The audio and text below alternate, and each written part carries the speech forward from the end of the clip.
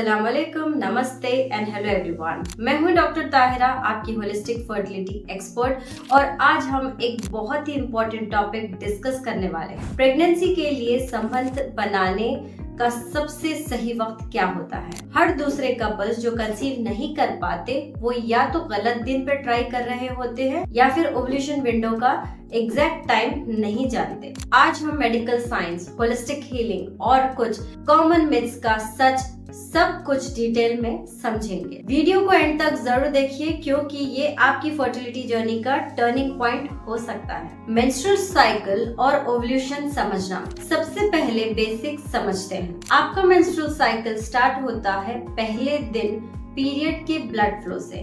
अगर आपका साइकिल 28 दिन का है तो ओव्यूलेशन यूजुअली 14th डे होता है, लेकिन हर वुमेन का साइकिल अलग होता है। किसी का 28 डेज का साइकिल, किसी का 32 डेज तो किसी का 30 डेज। ओव्यूलेशन क्या होता है? जब ओवरीज से एक मैच्योर एग रिलीज होता है, ये एग फैलोपियन ट्यूब में ट्रैवल करता है और 24 आवर्स तक जिंदा रहता है। अगर इस ड्यूरेशन में स्पर्म उससे मिलता है तो प्रेगनेंसी का चांस हाई हो जाता है। इसमें एक इम्पॉर्टेंट फैक्ट ये है, स्पर्म बॉडी के अंदर सिर्फ 5 दिन तक जिंदा रह सकता है, लेकिन एग सिर्फ 24 आवर्स तक ही रहता है। फर्टिलिटी विंडो क्या है? फर्टाइल विंडो वो टाइम पीरियड होता है जब प्रेगनेंसी का चांस सबसे ज्यादा होता है। आपकी ओव्यूलेशन के 5 दिन पहले और ओव्यूलेशन के दिन टोटल 6 दिन ऐसे होते हैं जो फर्टाइल विंडो का नाम होता है। अगर आपका साइकिल 28 डेज का है तो पीरियड डे 1, ओव्यूलेशन डे 14 और फर्टाइल विंडो डे 9 से डे 14 तक होगा। अब इसके कुछ ट्रैकिंग टिप्स होते हैं, जैसे कि ओव्यूलेशन किट्स जो आपके ल्यूटेनाइजिंग हार्मोन यानी LH सर्ज को डिटेक्ट करते हैं।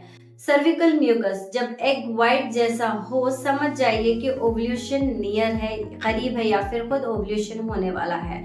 बॉडी टेम्परेचर यानी कि BBT ओव्यूलेशन के बाद थोड़ा इंक्रीज होता है, जैसे बेसल बॉडी टेम्परेचर जो होता है आपका वो हल्का सा इंक्रीज होता है, लेकिन ये जो चीजें हैं वो उतनी रिलायबल नहीं होती।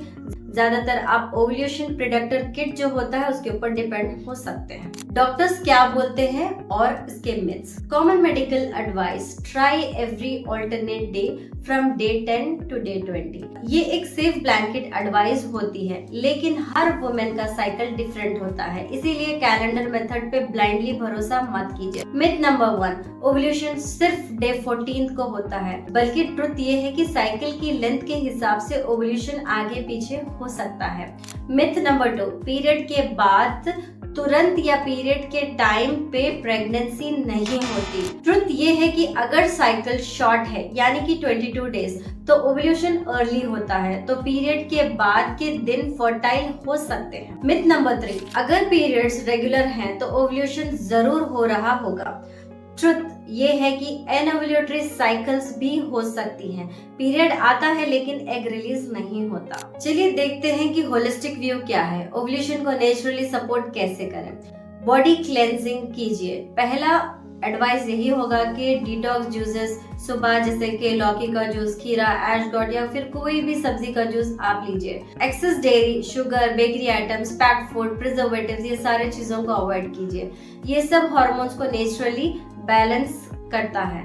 सेकेंड ओपिनियन ये है कि स्ट्रेस रिड्यूस कीजिए। मेडिटेशन के जरिए, ब्रीथिंग एक्सरसाइज के जरिए 10 बजे सोने की आदत डालिए, क्योंकि आजकल लेट नाइट हैबिट हो चुकी है जिससे इनफर्टिलिटी के केसेस काफी हद तक बढ़ रहे हैं। एक्सरसाइज को लाजिम कीजिए। लाइट मूवमेंट डेली ओव्यूलेशन को सपोर्ट करता है, तो कैसे भी एवरी डे आप कुछ ना कुछ करके एक्सरसाइज को अपनी लाइफ में कैसे भी कंपलसरी बनाइए। सीड साइक्लिंग, ये तो कॉमन है, लोग काफी हद तक इसको फॉलो करते हैं, लेकिन पर्टिकुलरली कोई भी ऐसा, जैसे कि first half of the cycle में आप फ्लाक्स सीड या पंपकिन सीड का इस्तेमाल करना, second half of the cycle में आप सेसेमे सीड या सनफ्लावर सीड का इस्तेमाल करना, ये एग क्वालिटी एंड ओव्यूलेशन को नेचुरली इम्प्रूव करता है। मेरी तो सलाह ये है कि अगर आप इस सीड साइक्लिंग को अगर प्रॉपरली ना कर पाए, जैसे कि फर्स्ट साइकिल या सेकेंड साइकिल में ये सीड्स ना ले सके, तो डेली रिक्वायरमेंट के तौर पर आप कोई भी सीड इस्तेमाल कर सकते हैं। चलिए देखते हैं कि intercourse timing and practical tips क्या हो सकते हैं। संबंध बनाने का बेस्ट टाइम ओव्यूलेशन के 2 दिन पहले और ओव्यूलेशन के दिन इम्पॉर्टेंट टाइम है आपको कंसेप्शन के लिए।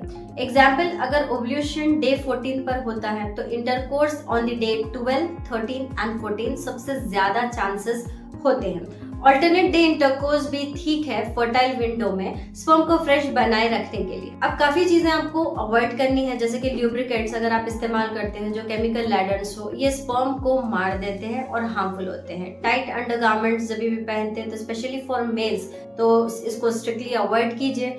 एंड हेवी एक्सरसाइजेस से ज्यादा स्ट्रेस बिल्डअप होता है तो try to do the moderate type of exercises. तो डियर वॉरियर्स, प्रेगनेंसी एक साइंस है लेकिन एक स्पिरिचुअल, इमोशनल और होलिस्टिक जर्नी भी है।